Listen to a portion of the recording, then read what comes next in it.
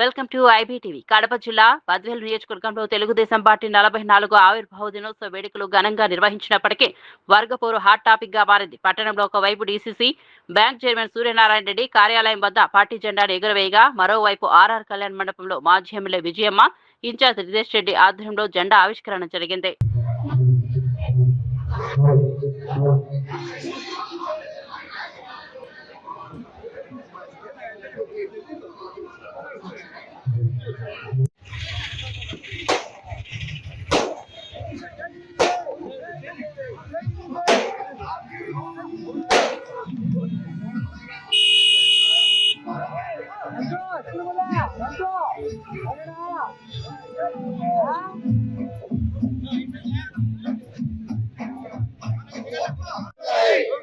నాయకత్వం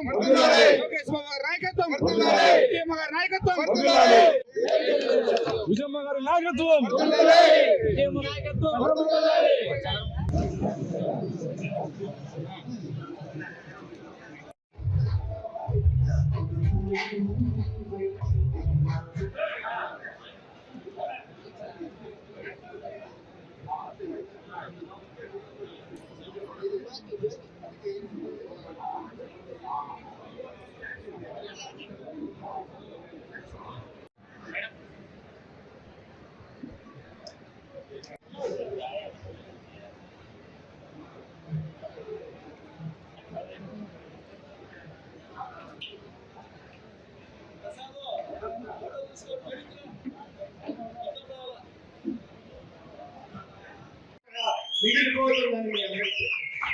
ఎందుకంటే ఎన్నో చూసాం, పదవులు చూసాం.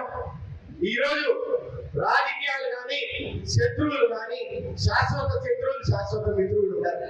కానీ గుణం నేర్చుకోవాల్సి ఉంది. ఎక్కడైనా అహంకారం లేదు.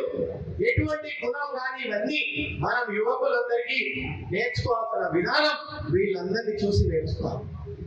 స్వర్గీయ వీరారెడ్డి గారు మీ అందరికీ ఆత్మీయ పెద్ద ఆయన పిలిచేవాని, మన చాలా మంది ఆరాధ దైవం అని కూడా చాలా మంది ఊర్లలో కానీ ఎక్కడైనా మన పల్లెల్లో పోతే ఈ రోజు కూడా క్యాలెండర్ రూపంలో పెట్టుకొని మరి పెద్ద ఆయన మాకు ఇది ఇచ్చాడు అది ఇచ్చాడు అని మీ అందరి సహకారంతోనే ఈ రోజు అంత మహనీయుడు అయ్యాడు.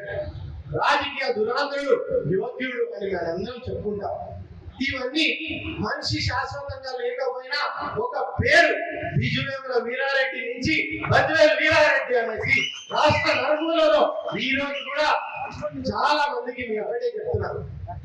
నేను ఎక్కడైనా ఈ రోజు వరకు రాష్ట్రంలో ఎక్కడ నడిచినా కానీ పార్టీ స్థాపించినప్పుడు అధికారం కోసం ప్రజల కోసం రెండు విధానాలుగా మనం కానీ చూస్తే తెలుగు ఆత్మగౌరవం ఢిల్లీలో నుంచి కానీ ఈ రోజు రాష్ట్రంలో కానీ ప్రపంచంలో కానీ తెలుగోడు ఈ రోజు ఎక్కడ ఏ గడ్డలో అయినా ఉన్నారంటే అది ఎన్టీఆర్ గారికి చరిత్ర చెందుతుందని మీ అందరికీ సభాపూర్వంగా తెలియజేస్తుంది. మనం మాట్లాడుకున్న విజయాల కంటే మనందరం ఇక్కడ రైతన్న కష్టాలు, ఆనాడు నీటి ప్రాజెక్టులు కానీ మధ్యతరగతి వాళ్ళు కానీ బీసీ నాయకులు కానీ లేదంటే ఎక్కడైనా పేదవాళ్ళు కానీ ఆడవాళ్ళు కానీ ఎవరైనా నాయకులుగా ఈ రోజు వేదిక మీద వచ్చారంటే అది నందమూరి తారక రామారావు గారితో మొదలు పెడితే చంద్రబాబు నాయుడుతో పాటు ఈ రోజు యువకులకి భవిష్యత్తు ఇచ్చే విధంగా అన్ని విధాలుగా రిజర్వేషన్ కల్పించి ఈ రోజు కార్యకర్తలకి దగ్గరగా లోకేష్ బాబు గారు కూడా అదే విధంగా ఆ నడకలో నడుస్తున్నారనేది మీ అందరికీ తెలియజేస్తున్నాను. ఎందుకంటే ప్రజా సంక్షేమం ఒక దిక్కునైతే అభివృద్ధితో పాటు అటు చంద్రబాబు నాయుడు గారు లోకేష్ గారు మనం రాష్ట్రంలో నలుమూలలో ఏ విధంగా ముందుకెళ్తున్నారో మనం అందరం చూసాం. అటు రాష్ట్రం విడిపోయింది, కష్టంగా ఉన్నా కానీ వనరులు తక్కువగా ఉన్నా కానీ ఈ రోజు అమరావతి పెట్టాలి. భవిష్యత్తు కోసం మనందరం గతంలో 2014-19లో చేయలేనటువంటి క్రమంగా పరిష్కరించుకుంటూ ముందుకు సాగుతున్నాం. ఈ రోజు యువకులకి అటు ఉపాధి కానీ లేదంటే సంక్షేమంకి పెద్దపీట వేస్తూ ఈ రోజు కూటమి ప్రభుత్వం ముందుకెళ్తుందని అందరికీ తెలియజేస్తున్నాను.